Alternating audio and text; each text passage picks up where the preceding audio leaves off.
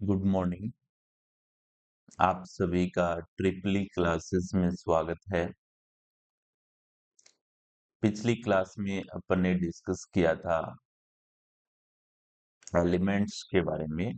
तो सबसे पहले अपन ने डिस्कस किया एलिमेंट के टाइप, जैसे active element, passive element, linear, non linear, unidirectional, by directional. ये सभी हमारे क्या थे, वहां पर एलिमेंट्स के टाइप थे। तो उसमें सबसे पहला जो अपन डिस्कस कर रहे थे वो कौन सा था, एक्टिव एलिमेंट और पैसिव एलिमेंट था। ठीक है। तो एक्टिव की डेफिनेशन अपन ने डिस्कस कर ली थी कि वे एलिमेंट जो लंबे समय तक एनर्जी डिलीवर कर सकते हैं और इंटरनल एम्प्लीफिकेशन की नेचर रखते हैं, वो आपके क्या कहलाते हैं, वहां पर एक्टिव एलिमेंट कहलाते हैं। उसमें अपन ने डिस्कस किया था इंडिपेंडेंट के रूप में वोल्टेज सोर्स और करंट सोर्स। तो वोल्टेज सोर्स के कुछ प्रॉपर्टीज अपन ने डिस्कस कर ली थी, तो एक दो अपन न्यूमेरिकल सोल्व कर लेते हैं। ठीक है। तो आपको बताना है कि इनमें से कौन सा करेक्ट है और कौन सा इनकरेक्ट है। ओके, चलिए। तो यहाँ पर नेक्स्ट, यहाँ पर एग्जाम्पल नोट कीजिएगा। ठीक है, लिखिएगा। Find out, find out the current in current in 2 ohm register. 2 ओम का जो प्रतिरोध होगा उसमें आपको करंट कैलकुलेट करना है। ठीक है। तो यहां पर मैंने 3 केस बनाए हैं अलग अलग। तो देखिए यहां पर जो फर्स्ट केस है, इस केस में यहां पर मैंने क्या किया, एक 2 ओम का रेजिस्टेंस ले लिया। चलो, यहाँ पे 2 ओम का रेजिस्टेंस ले लिया। यहाँ पर एक मैंने वोल्टेज सोर्स ऐड किया है और दूसरा वोल्टेज सोर्स मैंने यहाँ पर ऐड कर दिया है। ठीक है। ये मान लीजिए आपका 10 वोल्ट का है और ये आपका 20 वोल्ट का है। तो आपको कैलकुलेट करना है कि यहाँ पर करंट कितना फ्लो होगा, 2 ओम के रेजिस्टेंस में करंट कितना फ्लो होगा। ये फर्स्ट क्वेश्चन है आपका। अब देखिए इसके ऑप्शन में आप लोगों को दे देता हूं। ऑप्शन ए में आप लोगों का है यहाँ पे 5 एम्पियर, बी में आपका कितना है 10 एम्पियर, सी में आपका 15 एम्पियर और डी में आप लोगों का यहाँ पे है कैन नॉट डिटरमाइन। ठीक है। तो कैन नॉट डिटरमाइन, या आप लोग नल भी लिख सकते हैं। ठीक है। ऐसे ही यहाँ पर जो सेकंड एग्जाम्पल है आपके पास में, वही यहाँ पर एग्जाम्पल है सेम। थोड़ा सा यहाँ पर चेंज किया गया है कि यहाँ पर मैंने अब की बार 2 इक्वल वोल्टेज के जो वोल्टेज सोर्स हैं वो लिए हैं यहाँ पर। ठीक है। तो यहाँ पर आप लोगों को 2 ओम के प्रतिरोध से करंट की कैलकुलेशन करनी है। सेम ऑप्शन है आपके पास में 5 एम्पियर, दूसरा ऑप्शन 10 एम्पियर, तीसरा आप लोगों का 15 एम्पियर और चौथा आपका नन या कैन नॉट डिटरमाइन। ठीक है। और तीसरा यहाँ पे क्वेश्चन है आप लोगों का, एक यहाँ पर 2 ओम का रेजिस्टेंस ऐड किया है मैंने और यहाँ पर आप लोगों का क्या है, वोल्टेज सोर्स है, दोनों में ही प्लस माइनस। ठीक है। ये 10 वोल्ट है और ये भी आप लोगों का 10 वोल्ट है और यहां से करंट आप लोगों को कैलकुलेट करना है। ठीक है, तो चलिए ऑप्शन सेम है। अब देखो क्वेश्चन बहुत ही शानदार है और यहां से आप लोगों का जो कॉन्सेप्ट है वो आप लोगों का क्लियर होगा। ओके, अब देखिए जो फर्स्ट क्वेश्चन है, इस क्वेश्चन में आप देख रहे हैं कि यहाँ पर एक 2 ओम का प्रतिरोध है और इसके समांतर में 2 वोल्टेज सोर्स जुड़े हुए हैं। ठीक है, तो 2 वोल्टेज सोर्स जुड़े हैं तो समांतर में हमेशा वोल्टेज का मान क्या होता है? इक्वल होता है। ठीक है, तो 2 ओम के अगर जीरो के अक्रॉस अपन 10 वोल्ट लेते हैं मान लीजिए, तो आपका मान कितना आता है? 5 एम्पियर आता है। और अगर 20 वोल्ट लेते हैं तो 10 एम्पियर आता है। तो इसका मतलब क्या हुआ कि ये किरचॉफ का जो वोल्टेज नियम है, उसमें क्या कहा गया है कि समांतर परिपथ में हमेशा विद्युत धारा का मान सॉरी जो वोल्टेज का मान है वो इक्वल रहता है, लेकिन यहाँ पर इक्वल नहीं है। इसलिए आप लोग कौन से ऑप्शन पे जाएंगे? यहाँ पर फर्स्ट सॉरी लास्ट ऑप्शन है, इस पर जाएंगे कि यहाँ पर जो आप लोगों का किरचॉफ का वोल्टेज नियम है वो आपका सेटिस्फाई नहीं हो रहा है।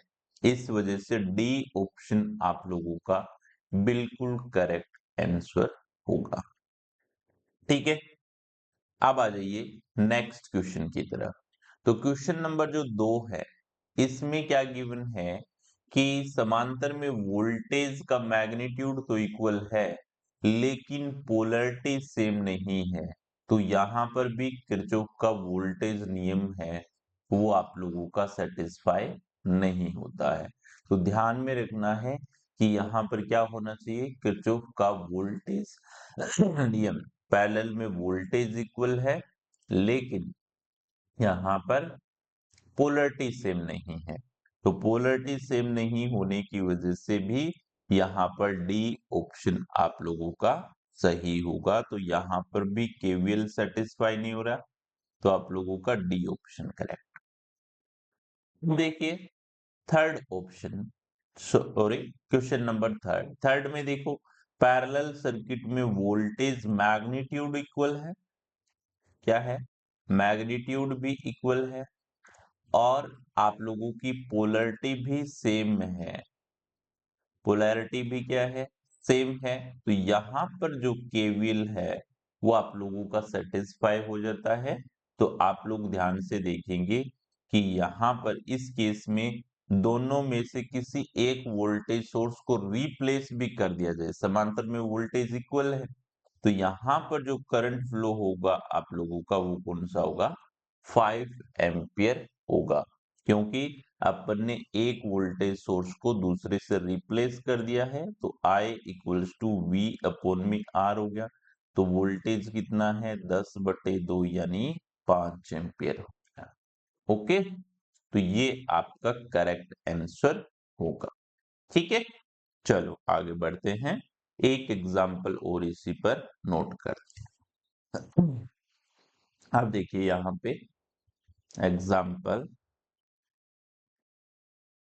जैसे आपको लोड करंट कैलकुलेट करना है। जैसे मैंने यहाँ पर एक वोल्टेज सोर्स लिया। क्या लिया? Voltage source. और इसके अक्रॉस है आप लोगों का 2 ओम का रेजिस्टेंस है जुड़ा हुआ है। और यहाँ पर मैंने क्या किया है? दो 5 ओम के रेजिस्टेंस ऐड किए। ठीक है, ये 20 वोल्ट है। ठीक है, तो आपको यहाँ पर करंट कैलकुलेट करना है, लोड का करंट कैलकुलेट। चलो बताओ सभी। ठीक है, तो इस प्रकार के जब भी क्वेश्चंस आप लोग सोल्व करते हैं, तो मैंने अभी जो वोल्टेज सोर्स की जो प्रॉपर्टी बताई थी, तो वो आप लोगों को पता होना चाहिए। तो वोल्टेज सोर्स की जो प्रॉपर्टी थी, तो उसमें मैंने बताया था आप सभी को कि अगर किसी भी वोल्टेज सोर्स के समांतर में कोई प्रतिरोध संयोजित है, तो हमेशा अपन क्या कर देंगे कि लोड साइड में जब करंट कैलकुलेट करेंगे तो उस प्रतिरोध को वहां से रिमूव कर देते हैं, उस रेजिस्टेंस को क्या करेंगे वहां से रिमूव कर देंगे। तो यहां से जैसे ही आप 2 ओम रेजिस्टेंस को रिमूव करेंगे तो आपका क्या होगा यहाँ से कि जो टोटल वोल्टेज जो है उसका ड्रॉप किसके अक्रॉस होगा, 5 ओम और 5 यानी 10 ओम के अक्रॉस हो जाएगा। तो अब देखो, तो यहाँ पर मैंने कॉन्सेप्ट बताया था तो वो नोट कर लो। यहाँ से इस वाले को क्या करना होगा, रिमूव करना होगा। तो ये इक्वल किसके होगा यहाँ से, तो यहाँ पर अपन इस प्रकार से नया सर्किट बनाए इसका, तो प्लस माइनस 20 वोल्ट और यहाँ पर 2 रेजिस्टेंस आप लोगों ने ऐड कर रखे हैं, ठीक है। ये लीजिए, तो ये कितना है 5 ओम और ये भी क्या है 5 ओम। तो लोड करंट कैसे कैलकुलेट करोगे, क्योंकि यहां से आपका आर इक्विवेलेंट 5 प्लस कितना है 5 यानी 10 ओम हो गया, ठीक है। तो यहां से आप जब क्या करोगे, यहां से क्या कैलकुलेट कर लोगे, लोड करंट कैलकुलेट करोगे तो आपका V अपॉन में R इक्विवेलेंट हो जाएगा। तो V का मान कितना है 20 वोल्ट, 20 वोल्ट में आपको 10 ओम का भाग देना है, तो कितना एम्पियर करंट हो गया 2 एम्पियर करंट, कितना हो गया 2 एम्पियर। चलो अब यहां से एक क्वेश्चन और बनने की संभावना है, तो वो क्वेश्चन क्या बन सकता है कि अपन लोड का तो इस प्रकार कैलकुलेट कर सकते हैं कि लोड करंट तो सर 2 एम्पियर आ गया। अगर आपको यहां पर क्या कैलकुलेट करना पड़ जाए कि सोर्स का करंट कितना होगा या दूसरे रेजिस्टेंस में करंट है यहां पर ये कितना होगा और टोटल करंट कितना होगा, तो अगर आपको टोटल करंट कैलकुलेट करना होता है तब आप लोग क्या करेंगे, आर इक्विवेलेंट निकालेंगे यहां तक। तो आपको पता है 5 + 5 10 और इसका निकालोगे ये समांतर में है, तो आर टी बराबर आप लोग क्या लिखेंगे 2 गुणा 10 बटे 2 प्लस 10 हो गया, ये कुल प्रतिरोध हो गया आपका। तो यहां से ये 20 बाई कितना हुआ 12 हुआ। तो अब आप लोग टोटल करंट कैलकुलेट करेंगे आई टी बराबर V अपॉन में आर टी। तो यहां से आपका 20 डिवाइड बाय यहां से 20/12, तो ये 12 ऊपर चला गया तो ये 12 एम्पियर हो गया।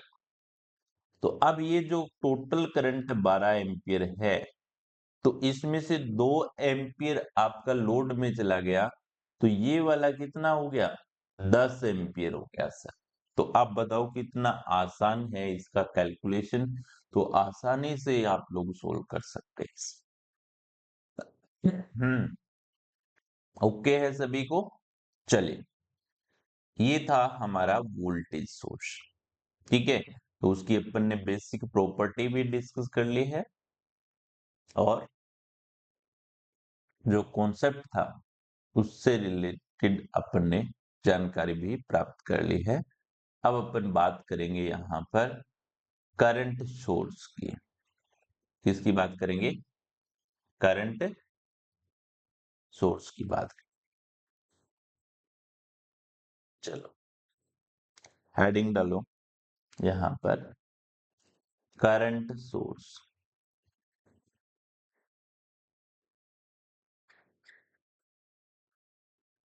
Current source. अब देखिए करंट सोर्स में किसकी बात करेंगे अपन, आइडियल की बात करेंगे। पहले किसकी बात करेंगे, आइडियल करंट सोर्स की बात करेंगे, ठीक है। तो आइडियल करंट सोर्स की जब बात करते हैं तो यहां पर सबसे पहले डीसी की बात करेंगे अपन और उसके बाद में अपन किसकी बात करेंगे, एसी की बात करेंगे। ये डीसी के केस में बना रहा हूं मैं, और यहां पर मैं बना देता हूं एसी के केस में बना देता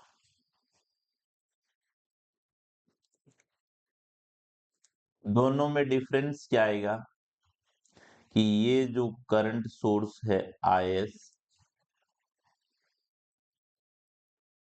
ये आइडियली ओपन होगा, तो ओपन का रेजिस्टेंस कितना होगा, इन्फिनिटी होगा। ठीक है, तो आई सोर्स करंट है, इसे मैं टू पार्ट्स में डिवाइड कर देता हूं। जैसे यहाँ पे आई डैश और यहाँ पे आई डबल डैश, और ये आपका यहाँ पे जिसे टर्मिनल वोल्टेज भी मान लेता हूं, ये आई ऑफ एस टी। और यहां पर एसी सर्किट होगा, तो एसी के केस में क्या डिनोट करोगे, इंपेडेंस डिनोट करोगे, तो Z S equals to infinity. तो ये आपका यहां से आई डैश टी और ये आपका I double dash into T होगा। ठीक है, तो इनका जो ग्राफ होता है, ठीक है, वो ग्राफ कैसा होता है आइडियल कंडीशन में। तो आइडियल कंडीशन में करंट सोर्स का जो ग्राफ होगा वो कभी भी वोल्टेज पर डिपेंड नहीं करेगा। किस पर डिपेंड नहीं करेगा, वोल्टेज पर। तो सबसे पहला जो पॉइंट यहां पर निकल करके आता है वो ये है कि आइडियल करंट सोर्स का इंटरनल रेजिस्टेंस इन्फिनिटी होता है। ठीक है, दूसरा पॉइंट ये निकलता है कि आइडियल करंट सोर्स का करंट है वो वोल्टेज पर डिपेंड नहीं करता है, क्योंकि ये ग्राफ से क्लियरली मेंशन्ड है, या आप कह सकते हो क्लियरली समझ सकते हो कि जैसे जैसे वोल्टेज बढ़ रही है, लेकिन करंट आप लोगों का क्या है यहाँ पर नियत है। तो इस वजह से अपन यही कहेंगे कि यहाँ पर जो करंट होगा वो वोल्टेज पर डिपेंड नहीं करने वाला है। चलो, तो पॉइंट नोट कीजिए यहाँ पर। सबसे पहला point, ideal current, ideal current source का, आइडियल करंट सोर्स का internal, internal resistance, resistance infinity होता है। ठीक है, दूसरा पॉइंट लिखिए, आइडियल करंट सोर्स का करंट, सोर्स का करंट वोल्टेज पर, वोल्टेज पर, सप्लाई वोल्टेज बोल दो, है ना, सप्लाई वोल्टेज पर डिपेंड, डिपेंड नहीं करता, नहीं करता। ठीक है, ये ध्यान में रखना। अब अगर अपन प्रैक्टिकल वोल्ट करंट सोर्स की बात करें, किसकी बात करते हैं, practical current source, practical current source की।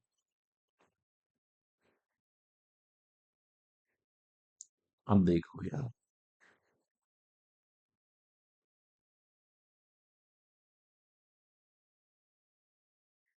यहाँ पे आप लोग रेजिस्टेंस शो करेंगे, सोर्स रेजिस्टेंस आर एस। तो यहां से आपने आई डैश और यहाँ पे आई डबल डैश ले लिया, है ना। तो अब की बार क्या है कि डीसी सर्किट में तो अपन क्या करेंगे, यहाँ पे इसे रेजिस्टेंस से इंडिकेट करेंगे करंट सोर्स का, और एसी में इंपेडेंस से डिनोट करेंगे। तो यहाँ पे एसी का बनाइए,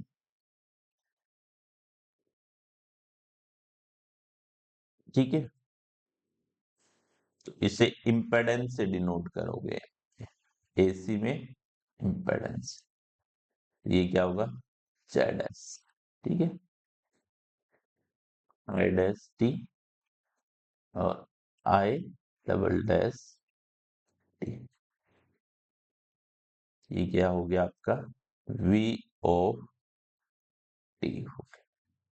ओके, ये आपका एसी सर्किट है।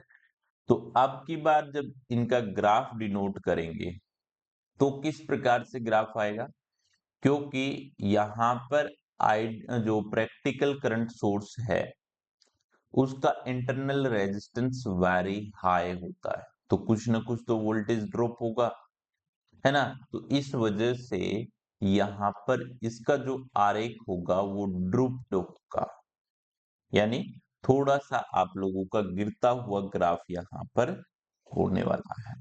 ठीक है, तो यहां से ग्राफ खींचेंगे अपन,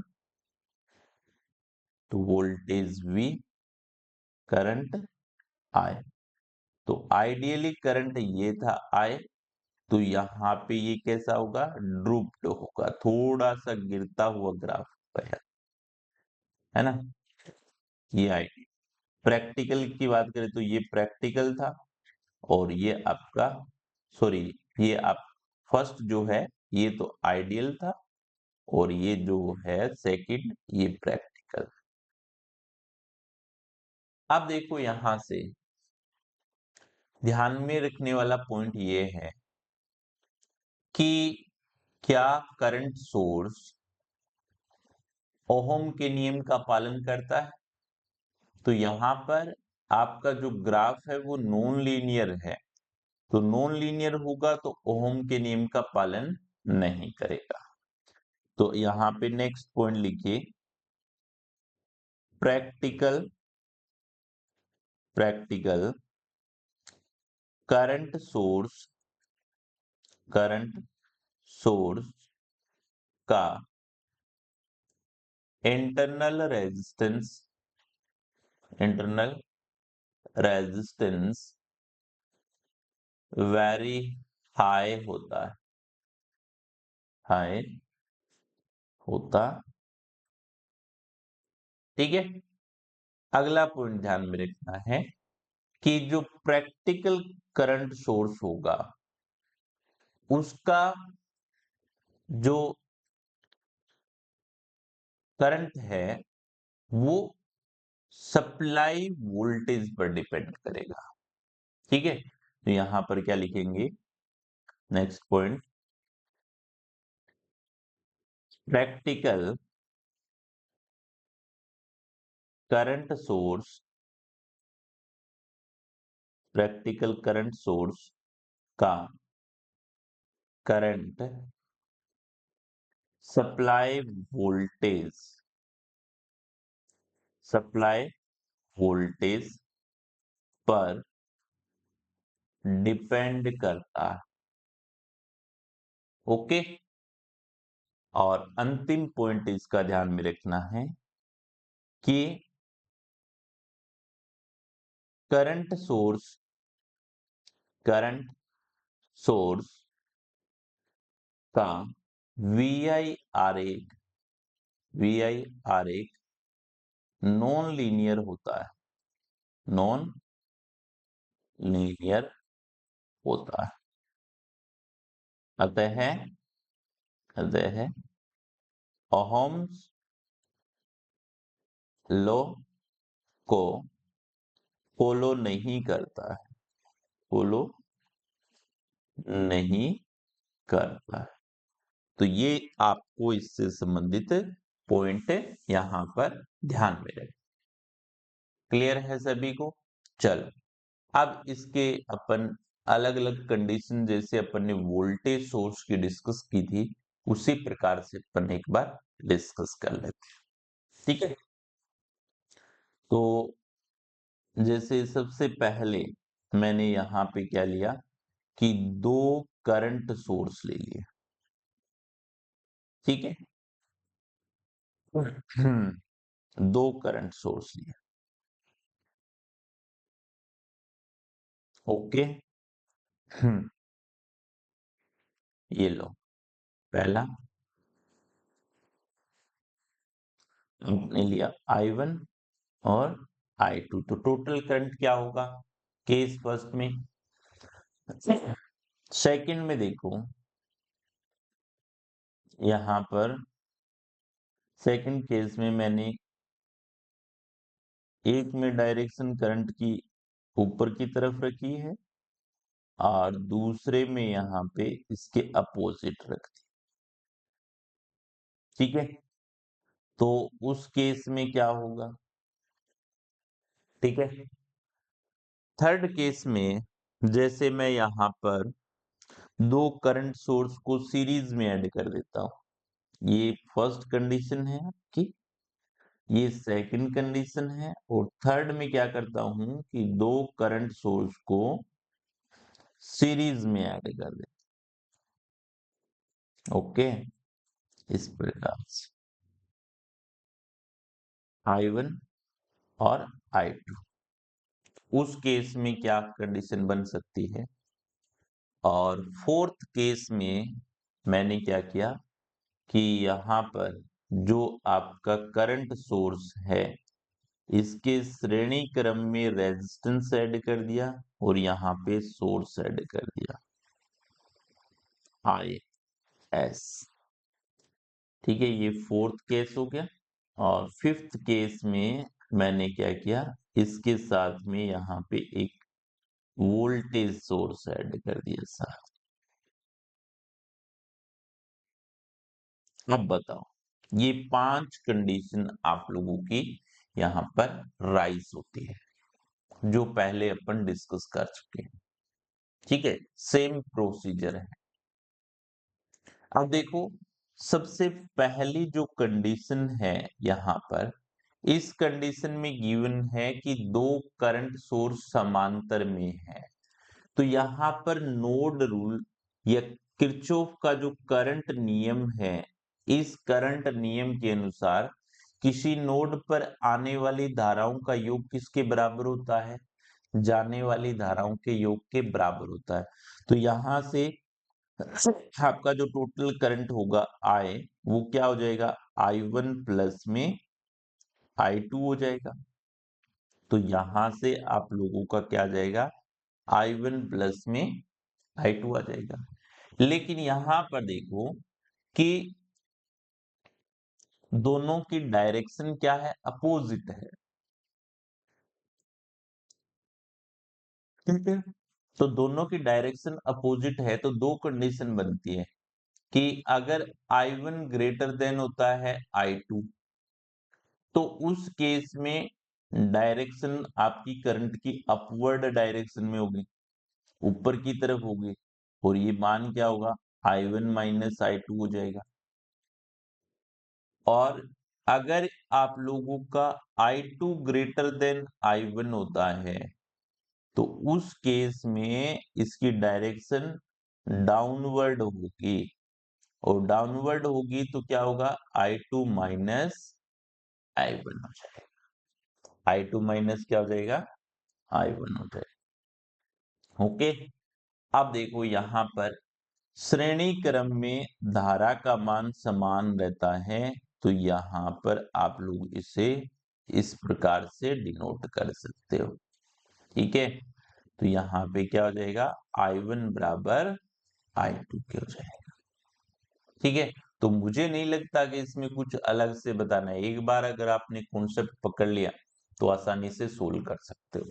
ठीक है, अब देखो fifth, fourth and fifth case, इनमें क्या है कि जैसे यहाँ पर श्रेणी सर्किट में धारा का मान समान रहता है, तो जब भी आप लोग क्या करते हैं, कोई भी कैलकुलेशन करते हैं, है ना, कौन सी कैलकुलेशन, कि यहाँ पर जैसे लोड साइड में आपको वोल्टेज वगैरह कैलकुलेट करना होता है, तो उस केस में आप इन दोनों को यहां से क्या कर सकते हैं, रिमूव कर सकते हैं। तो इनको रिमूव करोगे तो यहाँ पर एज ए केवल करंट सोर्स की तरह रिप्रेजेंट कर सकते हो, इसको भी आप एज ए करंट सोर्स की तरह रिप्रेजेंट कर सकते हैं। अब बोलो, ठीक है? तो ये बिल्कुल सिंपल प्रोसीजर है, ठीक है? चलो, अब मैं आपको होमवर्क देता हूं, आपको घर से कैलकुलेट करके लाना है ये सब, ठीक है? तो एग्जाम्पल देता हूं मैं यहाँ पे। फर्स्ट जो आपका एग्जाम्पल है यहाँ पर, ठीक है? तो जैसे मैंने यहाँ पे एक करंट सोर्स और ये दूसरा करंट सोर्स, इसमें 2 एम्पियर और इसमें 3 एम्पियर। तो आपको बताना है कि इस रेजिस्टेंस के अक्रॉस, ये 5 ओम का रेजिस्टेंस है, इसके अक्रॉस वोल्टेज ड्रॉप कितना होगा? V का मान कैलकुलेट करें, ठीक है? सेकंड एग्जाम्पल आप लोगों के लिए ये है कि यहाँ पर जो करंट सोर्स है वो आपका 2 एम्पियर और यहाँ पर भी 2 एम्पियर, और रेजिस्टेंस अपन ने 5 ओम ले रखा है। कितना है? 5 ओम। तो करंट फ्लो कितना होगा इस सर्किट में, ठीक है? या आप इसके अक्रॉस वोल्टेज कैलकुलेट करके ले आओ, ठीक है? और थर्ड केस में मैंने यहाँ पे आप लोगों को दिया है 2 करंट सोर्स, ठीक है? ये 5 ओम है, 3 एम्पियर और 3 एम्पियर। उस केस में इसके अक्रॉस वोल्टेज ड्रॉप क्या होगा? तो अगर ये तीनों क्वेश्चन सोल्व कर लोगे तो करंट सोर्स का जो टॉपिक है आप लोगों का वो आसानी से कवर हो जाएगा।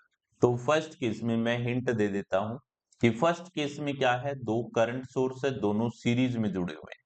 सीरीज में हमेशा धारा का मान समान होना चाहिए, लेकिन यहाँ पर समान नहीं है, इसलिए केसीएल नियम लागू नहीं होगा, can not be determined. Second case में देखो, 2 करंट सोर्स सीरीज में जरूर जुड़े हुए हैं, लेकिन दोनों का मैग्नीट्यूड इक्वल नहीं है। तो जब भी मैग्नीट्यूड इक्वल नहीं होगा श्रेणी सर्किट में, तो भी आपका किरचॉफ का करंट नियम लागू नहीं होगा। थर्ड केस में देखो, यहाँ पर 2 करंट सोर्स श्रेणी में है, दोनों में धारा का मान भी बराबर है और दिशा भी बराबर है, तो 3 एम्पियर करंट फ्लो होगा।